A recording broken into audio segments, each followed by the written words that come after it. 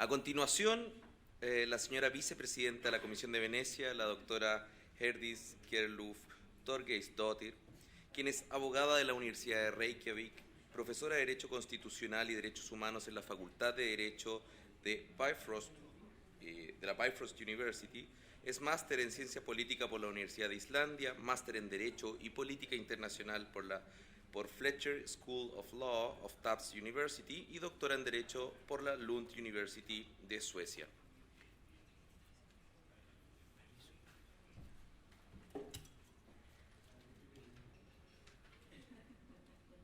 Thank you very much.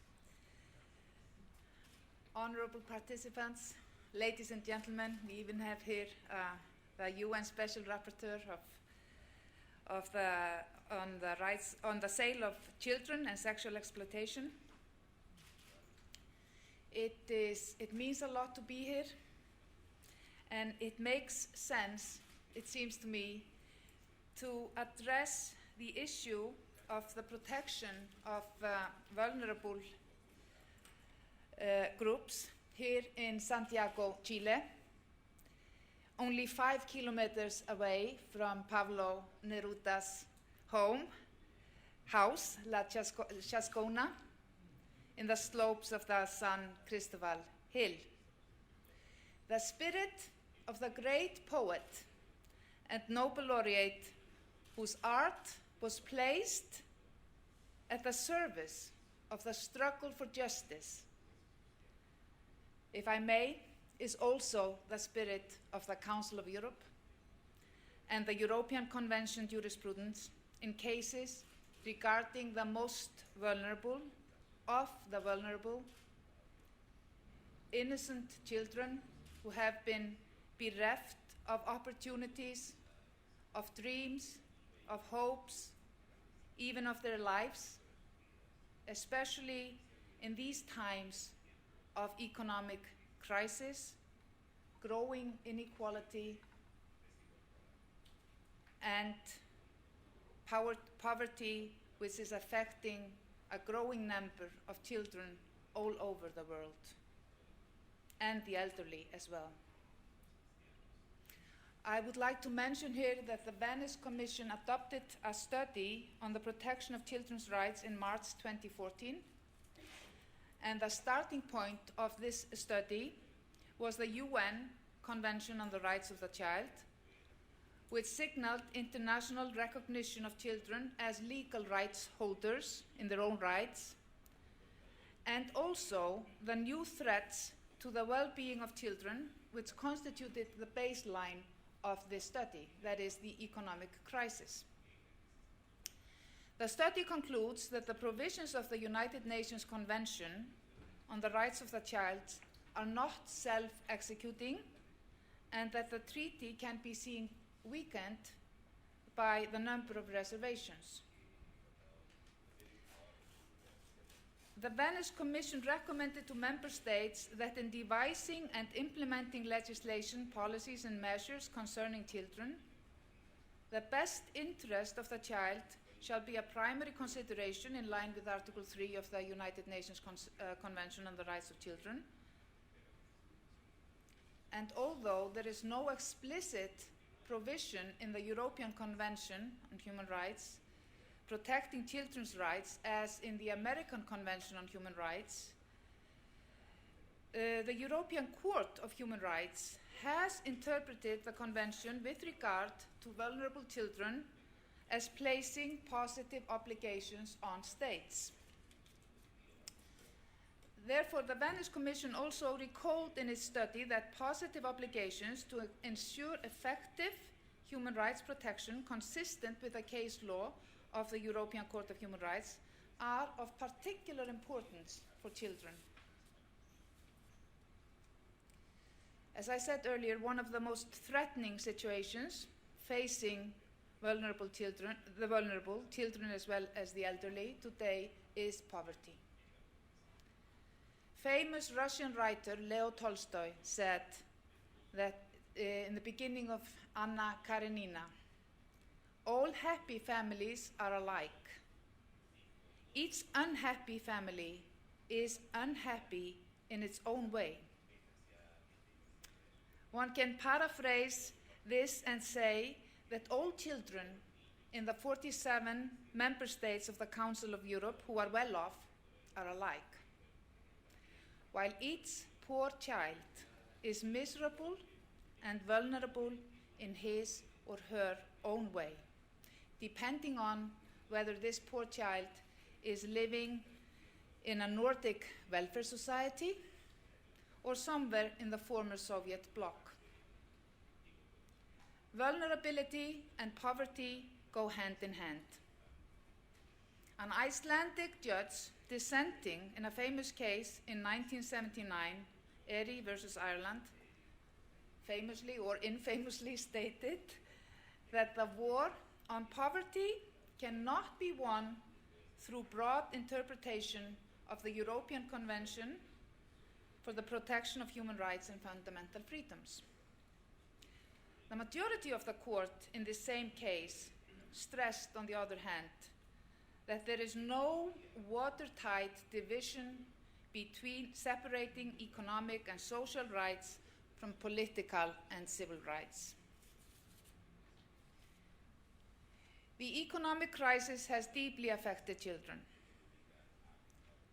Absolute poverty can be life-threatening, as evident from a recent judgment in 2013 in the case of Nencheva and others against Bulgaria.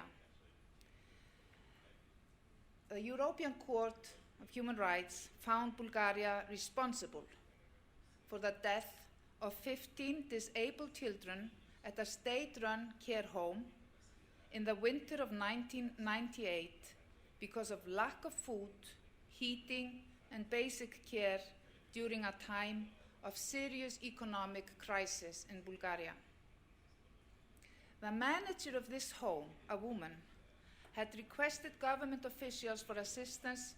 She even made desperate pleas over the radio, yet no help came from the authorities, and the children, they died one after the other over a period of 3 months.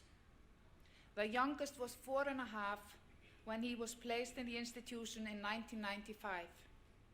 At the beginning, he weighed 12 kilos, and he lost half of his body weight by the end of the year, dying of unknown causes a few days after his 6th birthday. The European Court of Human Rights held that when government officials who had noticed that a problem existed and did not take necessary measures within the scope of their powers to provide assistance to the facility, the state was in violation of Article 2, the right to life, which protects the right to life. And the court found that the conditions at the facility were not due to any sudden force majeure event to which the state would not have been able to respond, but rather was part of a national economic crisis of which high-level government officials had been informed. They had been informed about the situation. And not only did the government fail to take action to protect the children's lives, the European Court also found that they subsequently failed to provide an adequate remedy and properly investigate the incident. The government's criminal investigation was only initiated 2 years after the deaths, and the authorities were inactive for several years, and the criminal proceedings lasted 8 years, thereby failing to meet the Article 2 standard. As we are running behind schedule, I will skip a few cases that I had prepared, but they will probably be published with a report on the website. So I will just go to another case, a very recent case on degrading treatment in conditions of extreme poverty. And this is a very recent judgment from 7th of July 2015 in the case of VM and others against Belgium.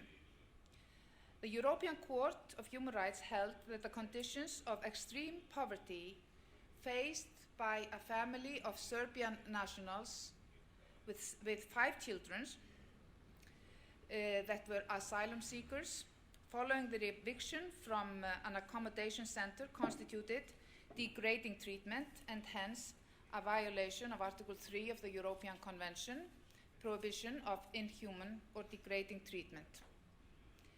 Although this case falls into the category of case law on the protection of asylum seekers, I mention it here because the court recalled another recent judgment in Tarakel versus Switzerland to underscore that asylum seekers' vulnerability is amplified in the case of families with children.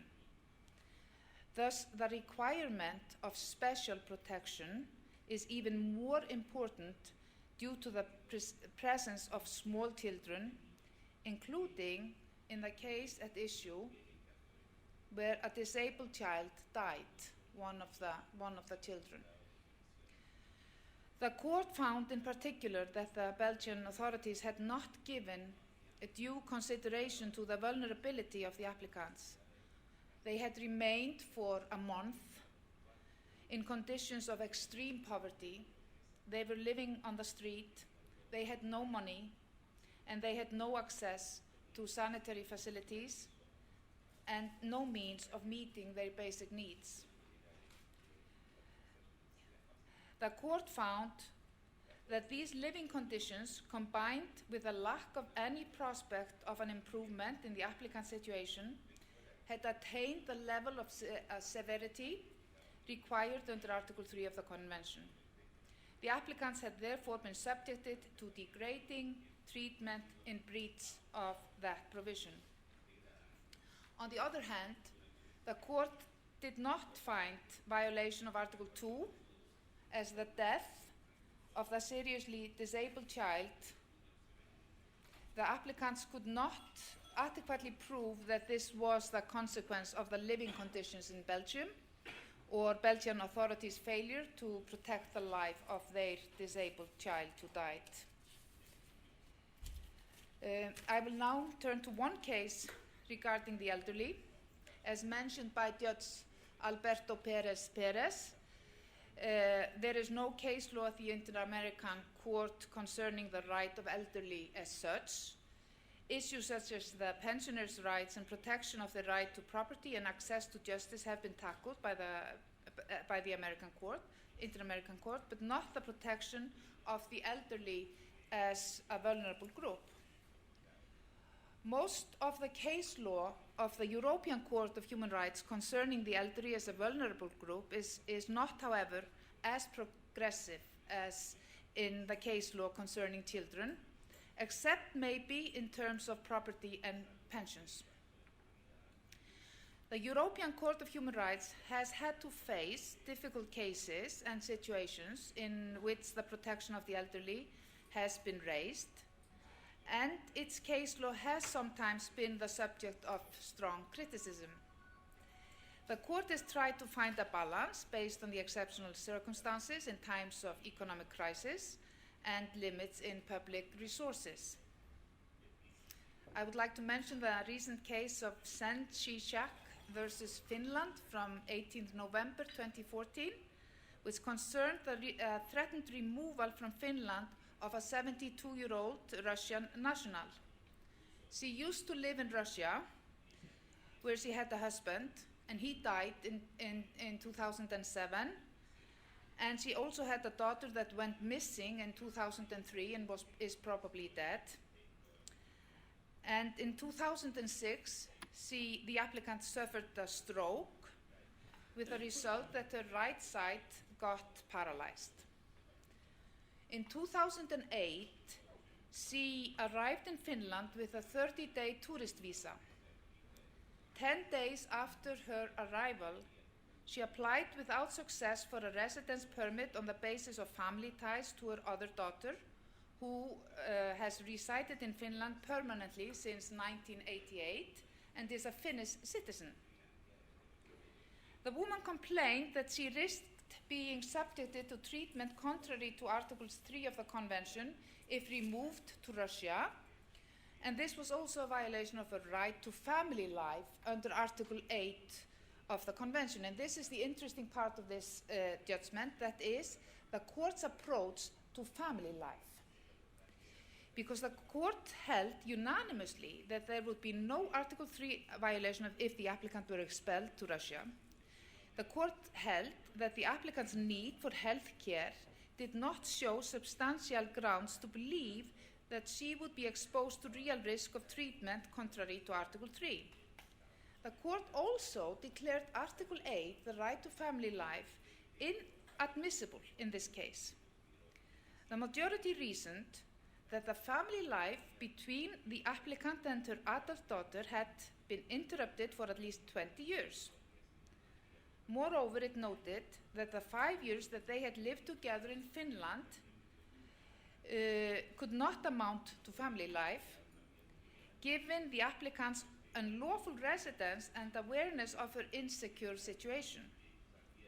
The court also considered that the applicant had failed to prove any dependency on her daughter other than normal ties of affection, as both public and private institutions are available in Russia to care for her needs. The dissenting judges in this case, from Albania and Bulgaria, they were struck by the irrelevance in the majority reasoning of an elderly parent's dependence on the loving care of her adult child. The dissenters' approach makes room at least for relationships between adult children and elderly parents. And they said the time comes in everyone's life when elderly parents need the loving care of their adult children. And to deny that there existed emotional ties between children and elderly parents, saying that the children had no legal duty to provide care, was both legally and morally incorrect. The dissent in Senčíšek is also more sensitive to the diversity of family lives across Europe, as they stressed that the notion of core family and the level of preserved emotional ties between parents and separated adult children varies across cultures and traditions of Europe, as well as among individuals living in various countries, proving Leo Tolstoy's point that unhappy families are unhappy in their own way. Equal treatment of family life across cultures may thus lead to an unequal outcome. The notion of indirect discrimination lies in the focus on the effect of a measure rather than the appearance, which may call for a positive action. To close on a frivolous note, the Senčíšek judgment ranks as one of the 3 worst European Court of Human Rights judgments in 2014 in the Strasbourg Observer's poll on best and worst judgments. The judgment Matus versus Hungary arguably won because, as stated, it clearly confirms the European Court of Human Rights' strong commitment to providing much-needed protection to whistleblowers' freedom of expression in times when this is, politically speaking, far from self-evident and therefore quite a courageous judicial position to take. Judicial issues regarding vulnerable and poor children and the elderly, taking into account political, economic, and budgetary considerations, depend at the end of the day on judicial independence and judicial courage, traits which may never have been more important than in today's world. Thank you very much.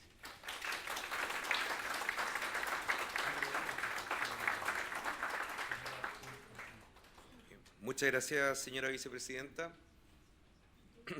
le hace entrega de una medalla de reconocimiento por su participación en esta conferencia el presidente del Tribunal Constitucional de Chile. El segundo panel de esta sesión, titulado La protección